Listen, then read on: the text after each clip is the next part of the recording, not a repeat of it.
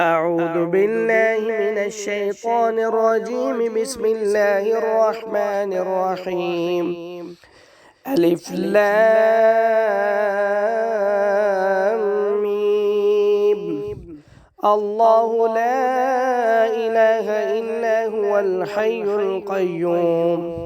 نزل عليك الكتاب بالحق مصدقا لما بين يديه وأنزل التوراة والإنجيل من قبل هدى للناس وأنزل الفرقان.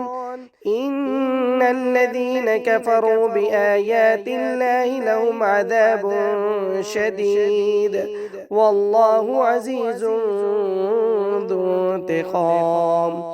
إن الله لا يخفى عليه شيء في الأرض ولا في السماء. هو الذي يصوركم في الأرحام كيف يشاء. لا إله إلا هو العزيز الحكيم. هو الذي أنزل عليك الكتاب منه آيات محكمات هن أم الكتاب وأخر متشابهات.